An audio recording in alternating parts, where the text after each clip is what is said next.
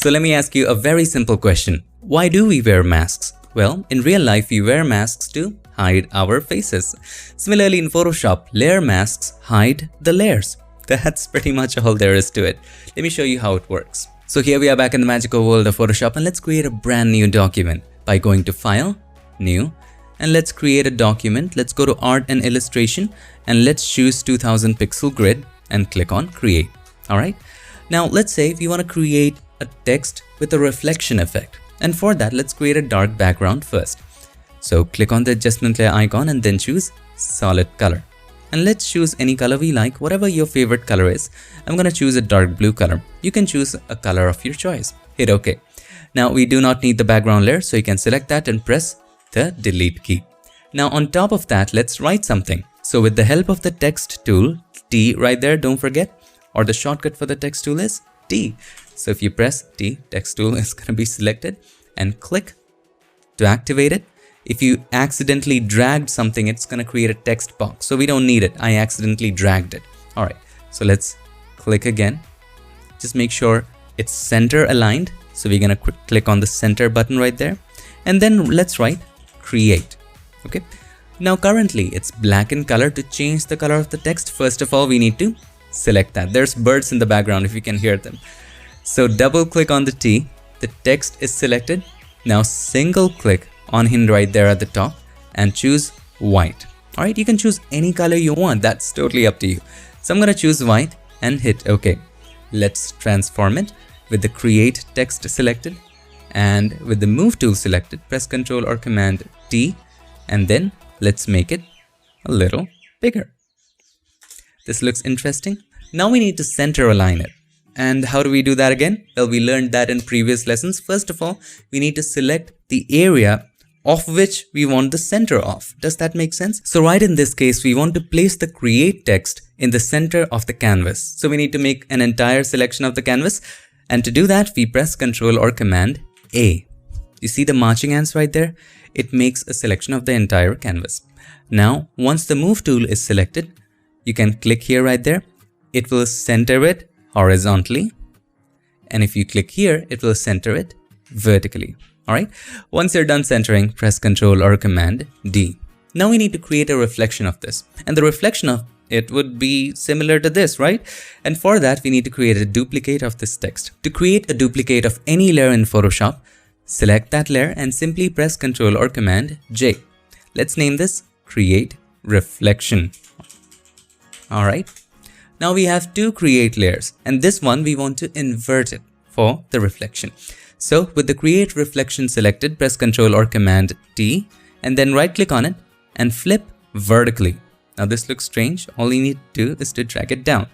Nice reflection, isn't it? Now to create a more realistic feel, the reflection would look much nicer if it was a little more opaque at the top and gradually as it went down, it became transparent. And a way to do that is, of course, you can convert it into a raster layer and then erase it, but that's going to be destructive. However, if you create a mask, it will solve your problem. So with the create reflection layer selected, click on this button. This creates a mask for that layer. Right now you see two things. One is the layer and the other one is a box right next to it. What is it? It is, my friend, a mask.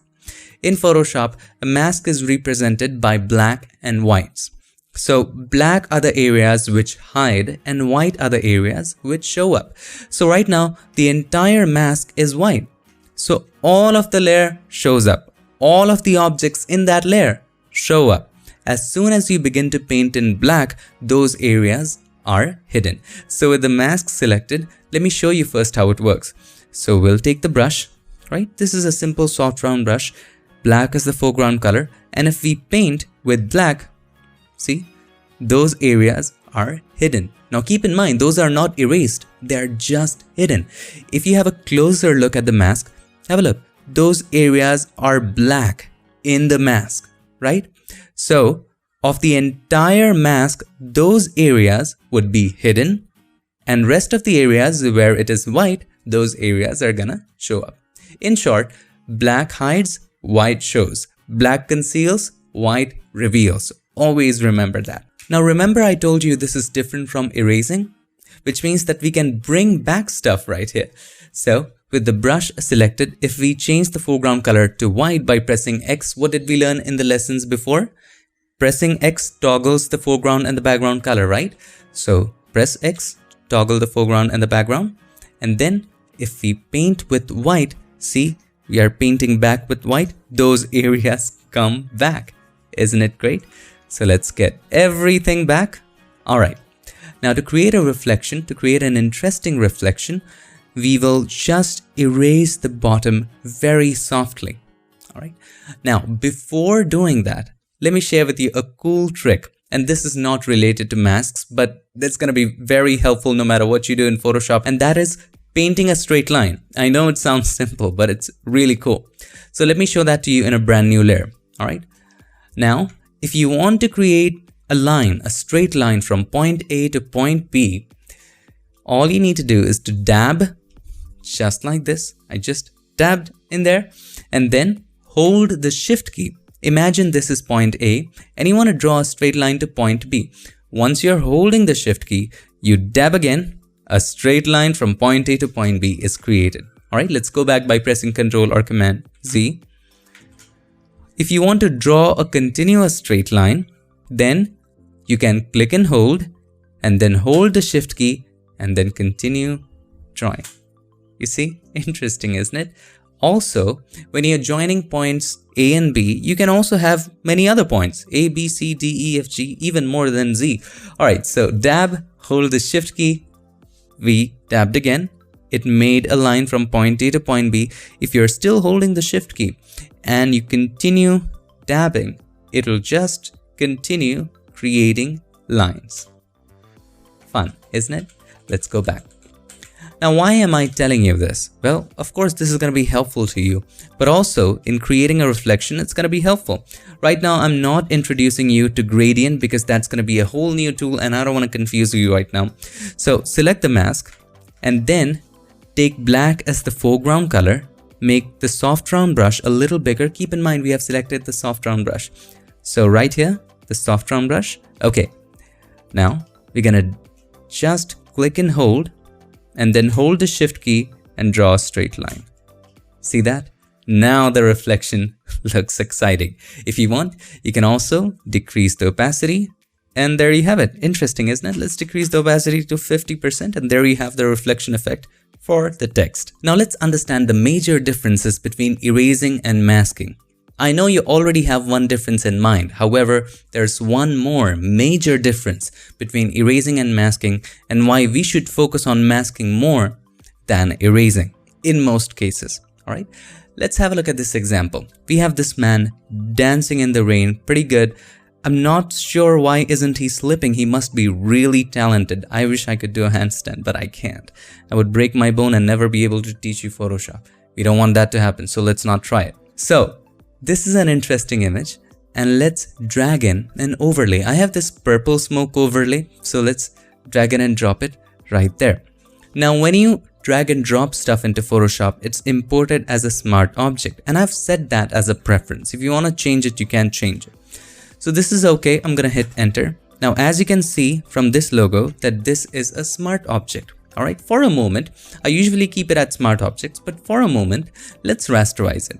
So I'm going to right click on it and then choose a rasterize layer. Now this is a simple raster layer.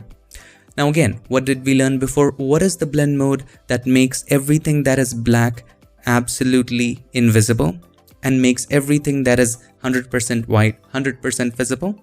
Screen, right? Screen is the blend mode which brightens stuff and hides everything which is 100% black. So in this case, we're going to choose the blend mode screen. So let's choose screen right there. And this looks pretty exciting, isn't it? Now, let's say we want the smoke to look as if it's going through the leg, right? It's not going on top of it, but going through it, in between it. So we're going to click on the mask button and simply take the brush, and this time we can decrease the flow of the brush or the intensity of the brush. So let's decrease the flow to about 20% and just paint with black in this area. So it kind of gives a feel that it's going through it. Pretty good. Paint with white in the areas you want to bring back. So probably you want to take it away from this area. So it gives a feel that it's going through it. Even I want to hide these areas a little more. All right. Do you want to make it look more exciting? Let's add a color lookup table. So click on the adjustment layer icon and then choose color lookup. It's another adjustment layer that allows you to apply LUTs or lookup tables, which is kind of a color grading filter on top of your image. So we can choose whatever we like. In the 3D LUT file dropdown, there's a lot of things that we can choose. So I'm going to go ahead and choose crisp warm. Why not? Because this looks exciting. Of course, this is too much. So what do we do to reduce it? Well, simply decrease the opacity. So let's keep the opacity to about probably 55. This is nice. Now, we erased a couple areas, some areas with mask. What if I want to bring it back? It's pretty simple, right? We select the mask, take the brush with white as the foreground color, we paint that area back in and we get that back. All right. What if we had erased it? So let's say there was no mask. And by the way, to delete a mask, you can just drag the mask to the trash can and it's going to ask you whether you want to apply the mask before deleting it. Well, no, I don't want to apply the mask. I just want to simply delete it. All right. If we had used the eraser tool, let me show you what happened. So the eraser tool right there. And then let's delete everything. Let's delete the color lookup that we added. I added that for a reason. All right. So with the eraser, we decreased the flow to 20% and then we erased these areas. Maybe I was a little too excited and erased a couple extra areas. And then I went ahead and added a color lookup table at the very top. And we chose crisp warm, remember? And we chose the opacity to be 55%. And let's say we did 1,000 steps after this. And after doing 1,000 steps, we think to ourselves, maybe we erased a little too much and maybe we want to get it back. What do we do now? There is no way other than undo. So you have to undo all of those 1,000 steps if you can, because Photoshop's limit is 1,000, but that's for another topic. You have to undo all of those 1,000 steps and then undo this. And in many cases for the default preference settings, it might not even be possible. So right now, let's say I went ahead and added a crisp warm, and on top of that, I added so many adjustment layers to make this image look exciting. It's all recorded in history. And then if I want to go back and get these areas back of the smoke, I can't. What I have to do is I have to undo all of the hard work that I did later of adding all those adjustment layers. So right now, the only way of getting it back is by pressing Ctrl or Command Z, going a step backwards, pressing it again, going one more step backward, pressing again, going one more step backwards, and pressing it again, and getting it back. And now, once I've got it back and adjusted it according to my liking, I will again have to add a color lookup table, again choose crisp warm, and whatever the hell I did after that. It is very destructive. Once you have erased, it's gone. There's just no way to get it back unless you have to undo everything. So masks give you that flexibility. It gives you that non-destructive nature. So this was when we were working with masks. So if you work with mask with the purple smoke selected, if you create a mask and then if you erase it anytime. So right now I'm painting with black, right? So let's choose the brush tool, not the eraser tool. And if I erase it right here, see the black right there? What does that mean? Those areas are being hidden. I can easily get it back by painting it with white. No matter how many steps I have done after it, I can always get back to the mask and then just get it according to my desire. Isn't it interesting? So that's one difference between erasing and masking. One other major difference between erasing and masking is, and you might have guessed it already if you have a keen observation from the first example, the difference is erasing only works with raster layers because it has to do with pixels, right? Because it has to do with manipulating and erasing pixels. It does not work with smart objects. It does not work with texts or shape layers or any of that. Only raster layer. Alright, so let's go ahead and let's say we wanted to type and add some text at the very top. So select the topmost layer, choose T, and then we're gonna write something right here. Let's type in achieve. Sounds inspiring. Let's make it a little bigger. And we're gonna choose the font Babus New, or whatever, however you want to pronounce it. Double click on the T and let's choose Babus. Alright, let's choose this font and make it a little bigger. Place it in the center. Let's make it even bigger. Okay. Now there's a lot of gap between the text. That means there's a lot of tracking. Remember, tracking means the space between letters. So double click on the T and just decrease the tracking, something like this. Alright, so we want to place the text right here, and we want to place it in such a way that it feels the text is at the back and the subject is at the front. So we need to erase the feet area. If we pick the eraser tool and try to do it, it's not going to let us do it because that is a text layer. So if we try to erase it, it's going to ask you to rasterize the layer. If you rasterize the layer, of course you can erase it, right? But you cannot get back stuff. You already knew that. But also now we cannot change the text to anything else we wanted to. We cannot do it. So right now, let's go back when it was a text layer.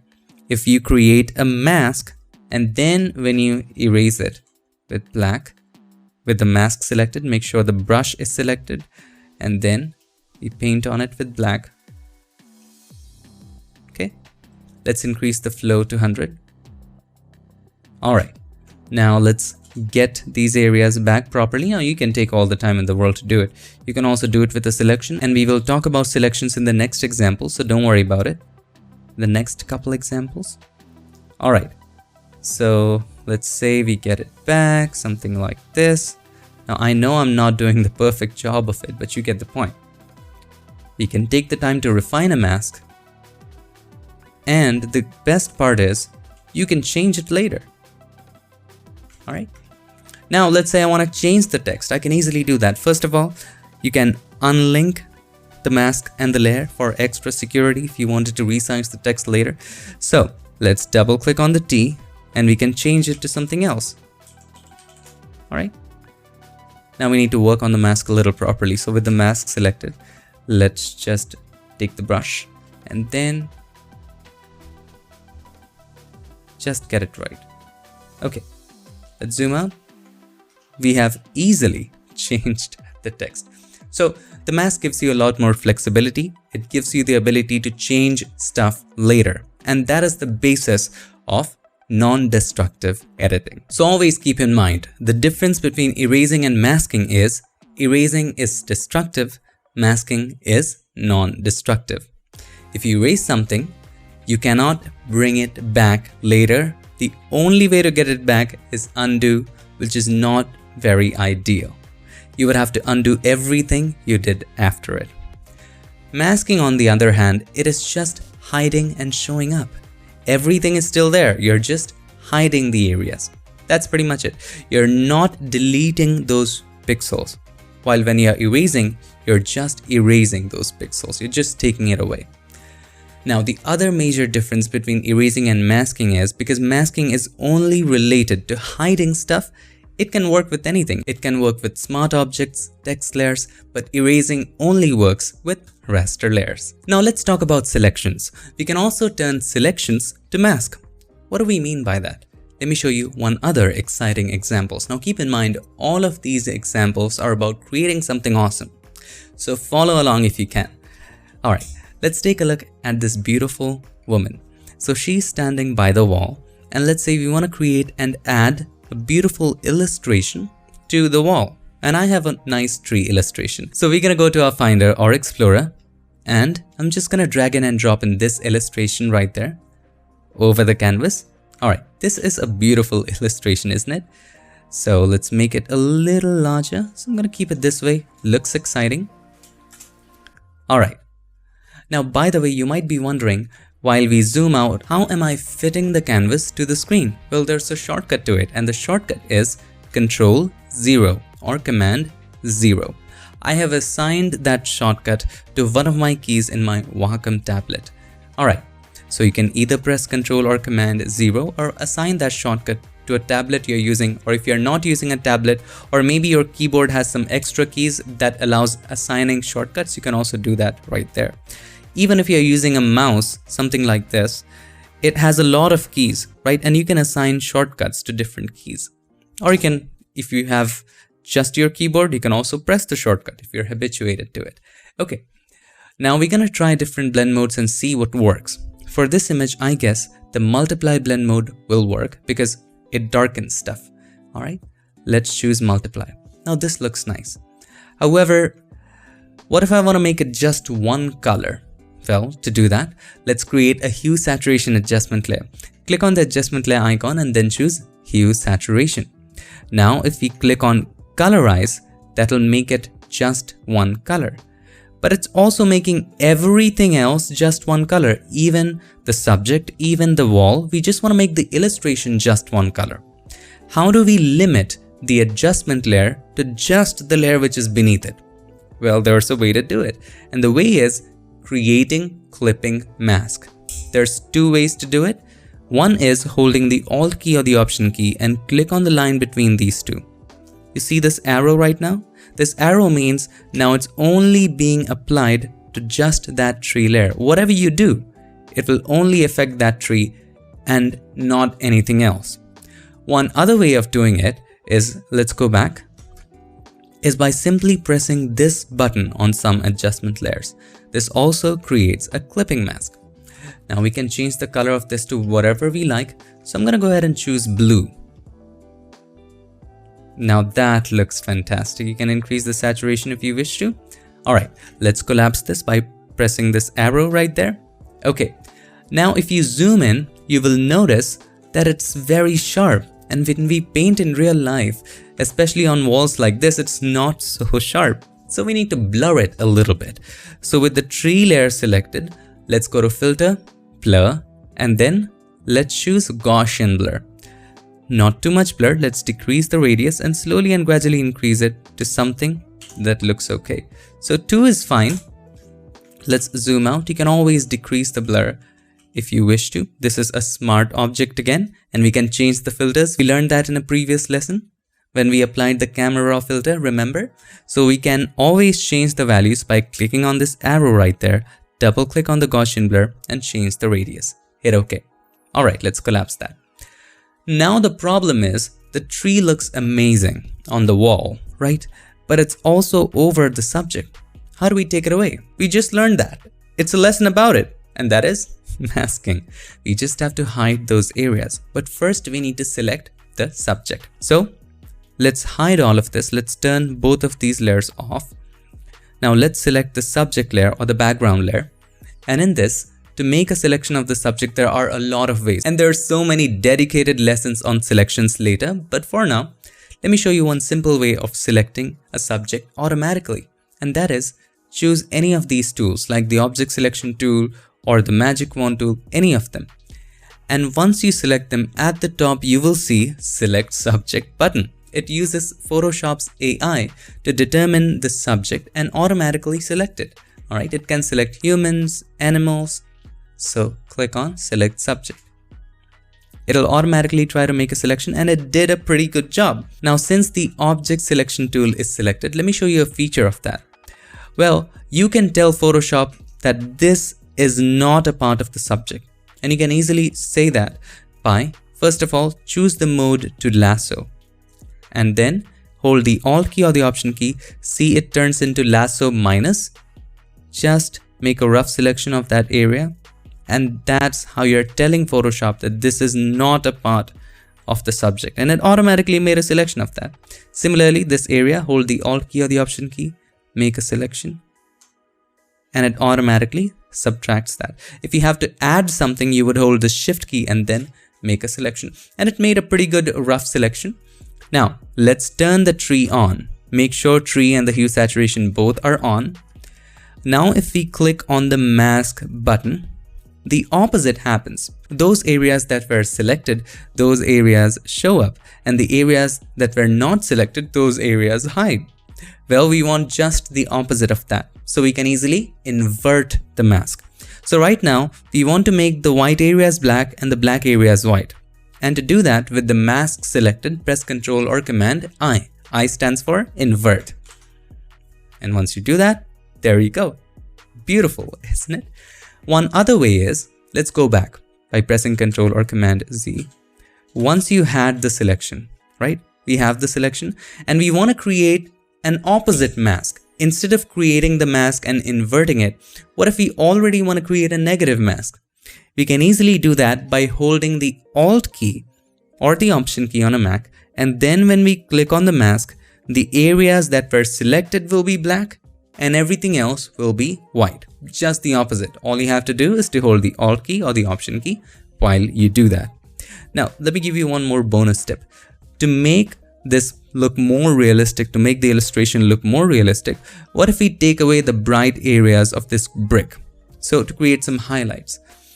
So with the tree layer selected, double click on the right hand side of the layer, and we're going to discuss this setting later in detail in the advanced sections. If we take the slider of the underlying layer from right to left, it takes away the bright areas of the underlying layer, or the layer that is lying under it, that is the layer with the bricks.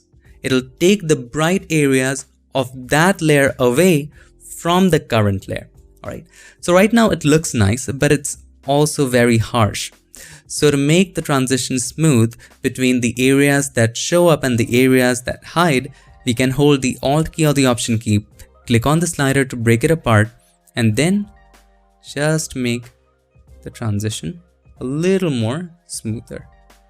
Alright, hit OK, and there you go. It looks way more realistic. So this is the before, not very realistic. This is the after.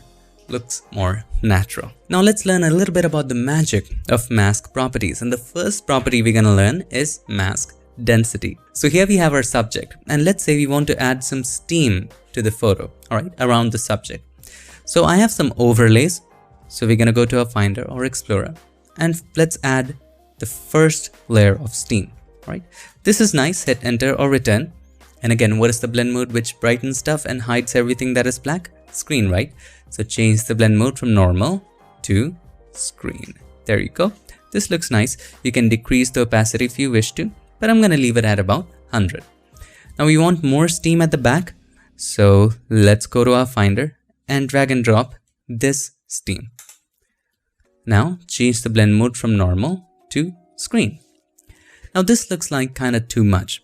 At the back it looks okay, but on the top of subject it's too much. So you want to take it away from the subject area. And we learned how to do that already.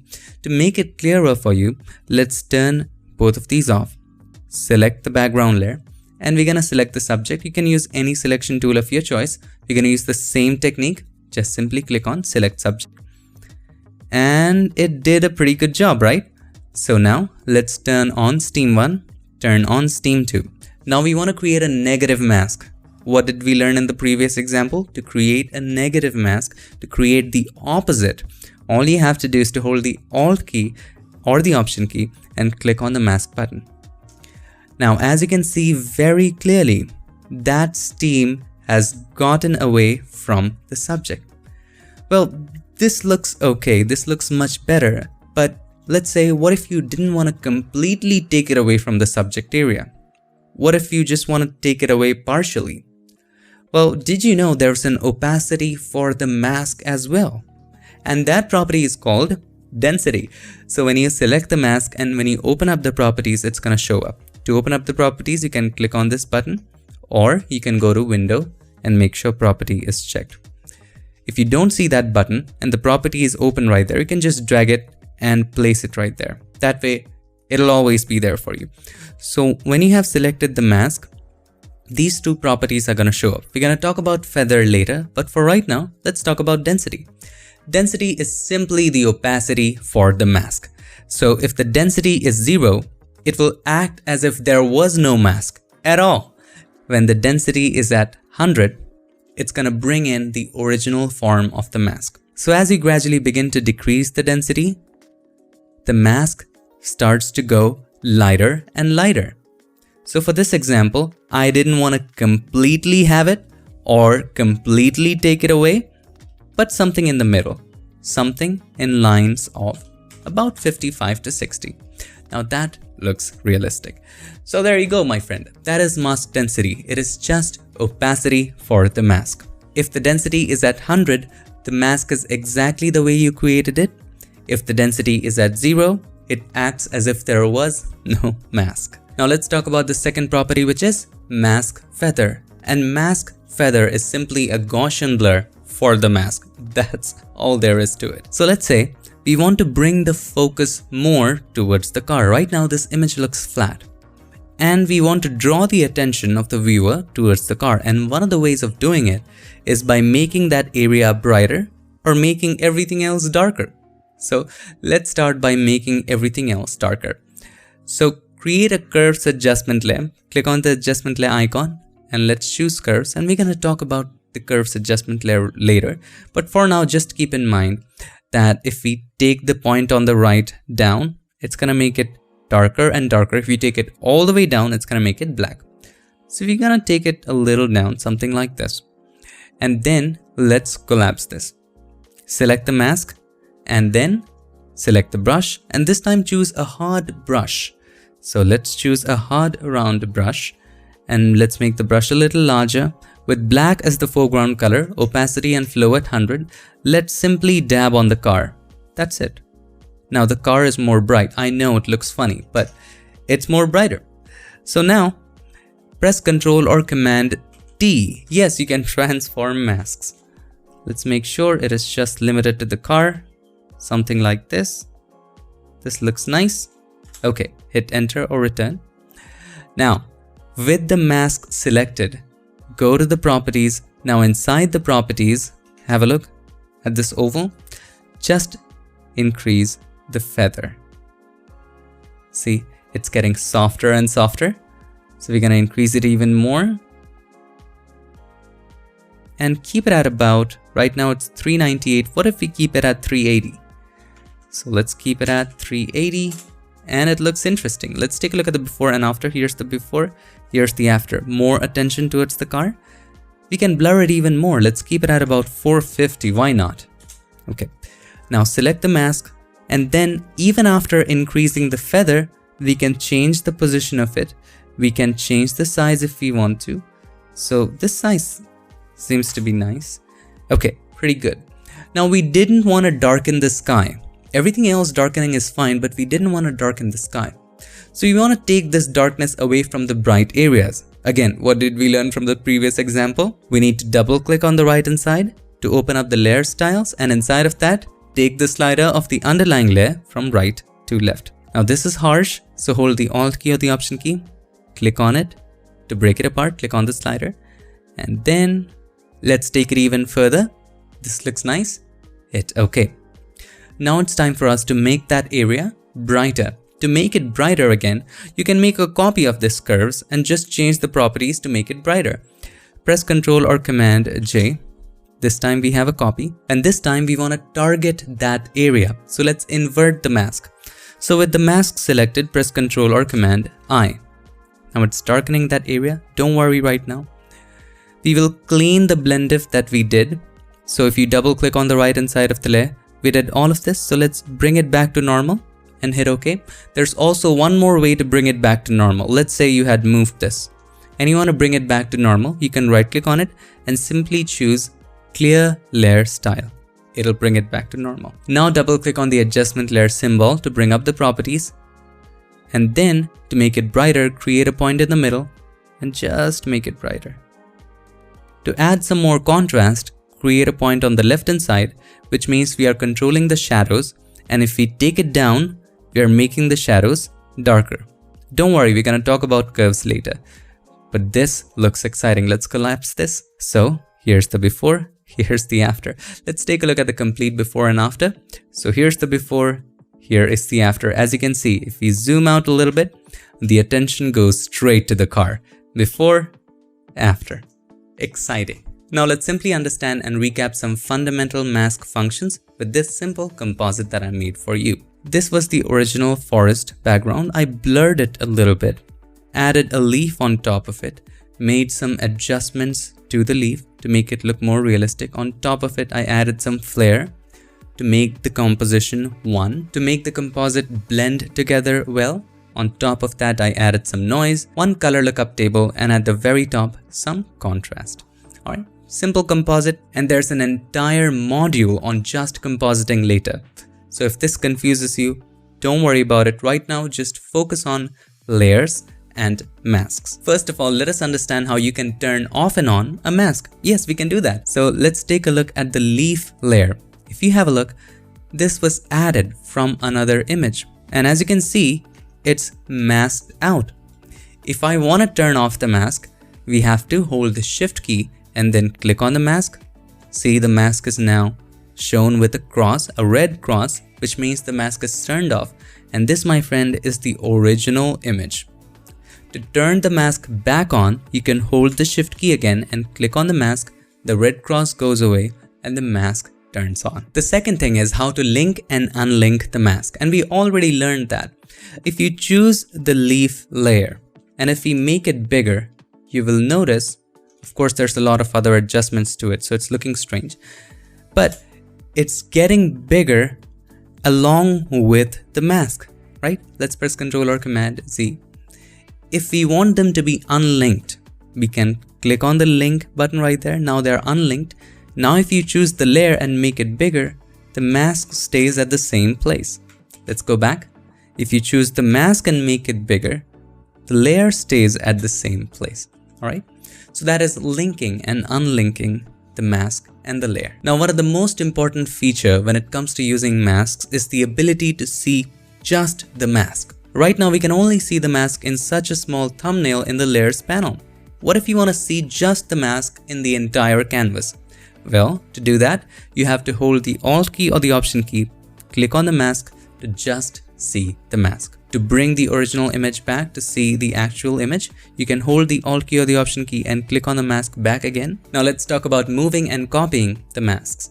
Let's say after applying a lot of global effects at the very end, I only want to apply something on top of just the leaf. Alright, how do we do that? Well, let's say from the top, I want to apply an effect by creating an adjustment layer, any adjustment layer of your choice. So let's choose brightness contrast one more time. So this is just for the leaf, brightness contrast for leaf. Okay. And let's say we want to increase the contrast, but we only want to do it on the leaf. So we already have the mask of the leaf.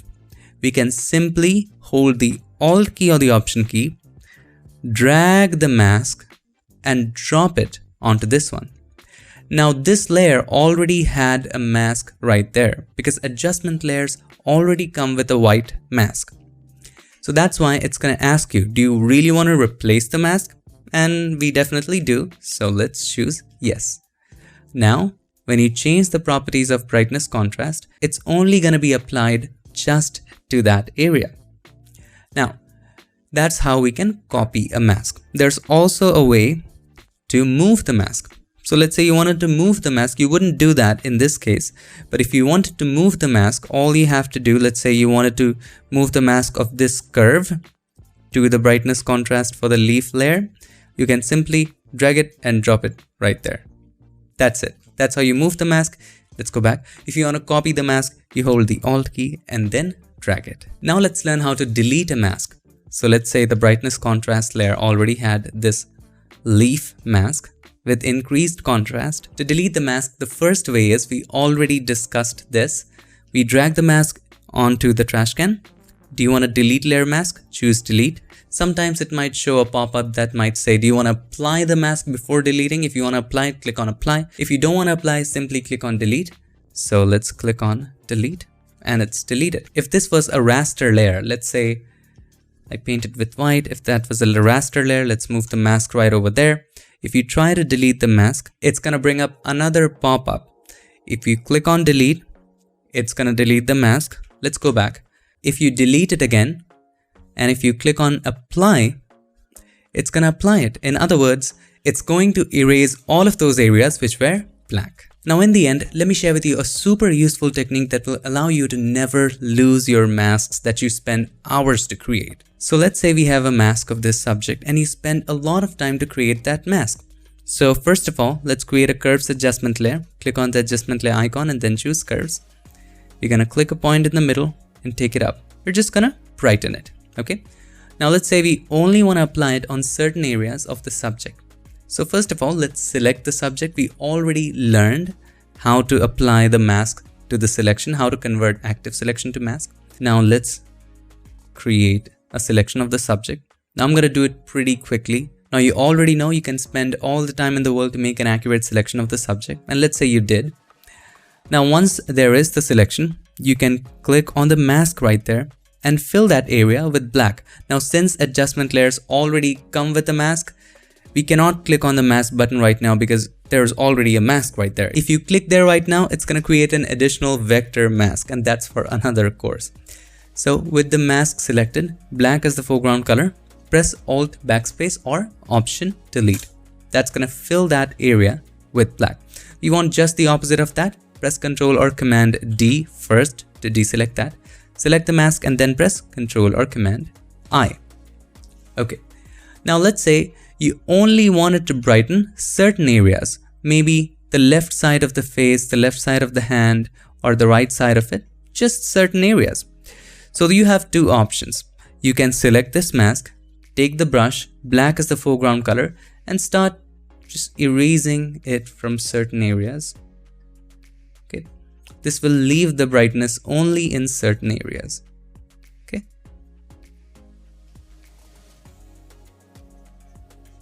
Pretty good. Now we have a problem, my friend. What if you want to bring the brightness back?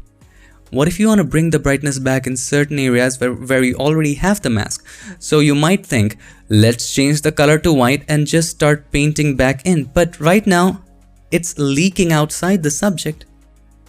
It's leaking because we already erased parts of the subject mask. So that is when we need double masking. So what is double masking? Let's go back. Let's go back to the time when we had the perfect mask of the subject. Okay, now we have a good mask. We don't want to disturb this mask that you spent a lot of time to create. Not at all. Or even if you didn't spend time to create it like we did with the select subject, you don't want to go through the entire process and get back to it. It can get messy. Anyway, double masking is simply putting that one layer inside a group by selecting that layer and then pressing Ctrl or Command G. A group can have one layer, keep in mind. Now here's the great part about a group. A group can also have a mask. Doesn't that sound exciting?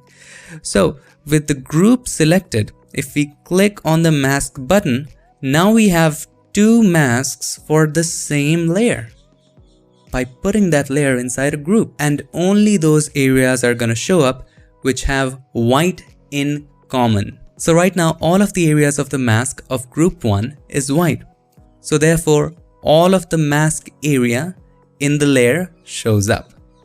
If we select the group mask and then if we try erasing certain areas by painting with black and we want that area back, we can paint that area back with white and it's not leaking anymore because right now we are working with two masks. So let's say now you wanted to erase certain areas with black. You can easily do that with no problem at all. You see that? And if you want to get back certain areas, you can change the color to white by pressing X and then you can paint back in certain areas. No problem at all. And you still have the mask intact. Have a look right here. You still have the mask intact. And if you want, we can also create a soft gradient. So let's erase everything.